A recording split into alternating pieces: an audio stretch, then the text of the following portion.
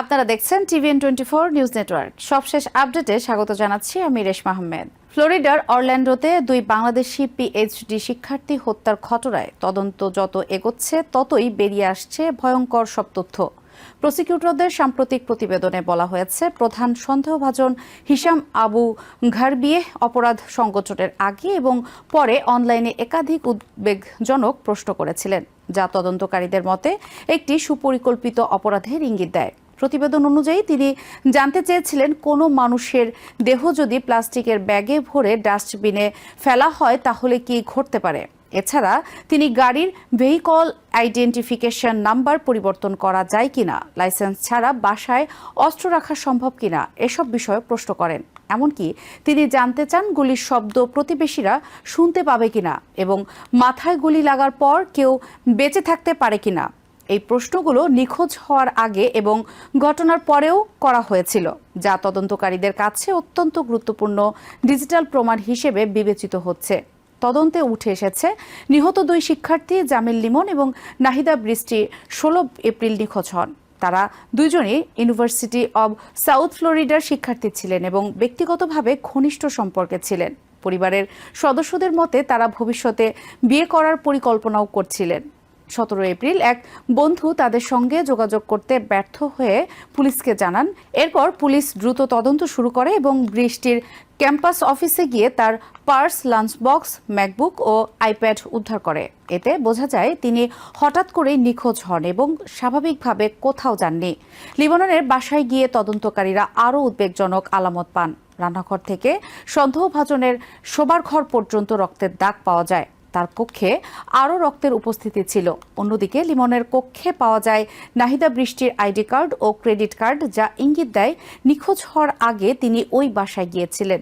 একজন সহবাসী জানান, সন্দেহভাজন ব্যক্তি 16 ও 17 এপ্রিল রাতে একটি ট্রলি ব্যবহার করে নিজের কক্ষ থেকে কার্ডবোর্ড বক্স সরিয়ে ডাস্টবিনে ফেলছিলেন। তদন্তকারীরা সেই ডাস্টবিন কম্প্যাক্টর থেকে লিমনের ওয়ালেট, বিশ্ববিদ্যালয়ের আইডি, ক্রেডিট কার্ড, চশমা এবং রক্তমাখা কাপড় উদ্ধার করেন। এসব প্রমাণ মামলার মোড় ঘুরিয়ে দেয়। প্রযুক্তিগত তথ্য বিশ্লেষণ করে পুলিশ জানতে পারে, সন্দেহভাজনের গাড়ি এবং লিমনের মোবাইল ফোন একই সময়ে হাওয়ার্ড ফ্রাঙ্কল্যান্ড ব্রিজ ও ক্লিয়ার ওয়াটার বিচ এলাকায় ছিল। মোবাইল লোকেশন ডেটার ভিত্তিতে এই এলাকার তল্লাশি চালিয়ে একটি ট্রাশ ব্যাগের ভেতর থেকে লিমনের মরদেহ উদ্ধার করা হয়।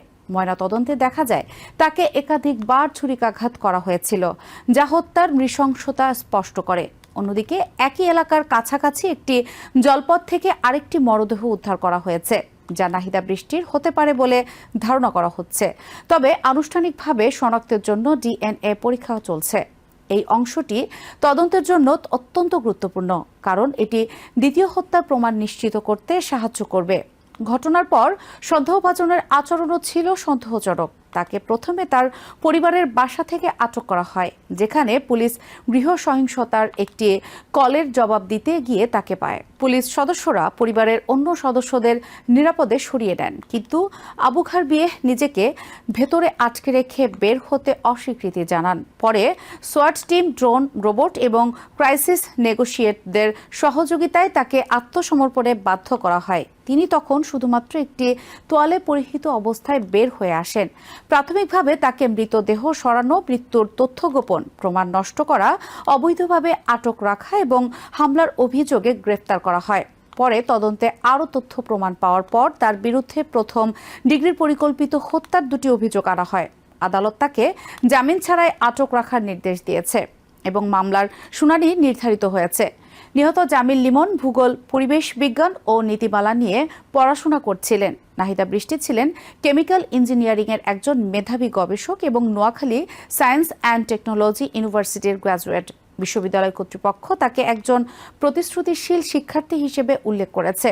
তাদের অকাল মৃত্যু শুধু পরিবার নয়, প্রবাসী বাংলাদেশি কমিউনিটির মাঝেও গভীর শোক ও ক্ষোভের সৃষ্টি করেছে। এই ঘটনাটি প্রযুক্তি ব্যবহারের একটি জটিল দিকও সামনে এনেছে।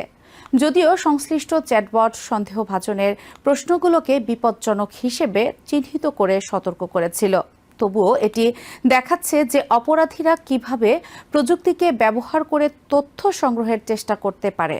বিশেষজ্ঞরা বলছেন, ভবিষ্যতে এ ধরনের প্রযুক্তি ব্যবহারের ক্ষেত্রে আরও সতর্কতা এবং নীতিমালা প্রয়োজন হতে পারে। বর্তমানে তদন্ত অব্যাহত রয়েছে এবং আইনশৃঙ্খলা বাহিনী আরও প্রমাণ সংগ্রহ করছে। তদন্ত সংশ্লিষ্টরা মনে করছেন, সামনে আরও গুরুত্বপূর্ণ তথ্য বেরিয়ে আসতে পারে, যা এই মামলার চূড়ান্ত রূপ নির্ধারণে ভূমিকা রাখবে। নিউ ইয়র্ক থেকে সম্প্রচারিত TVN 24 টেলিভিশন বিশ্বজুড়ে বাঙালির কণ্ঠস্বর।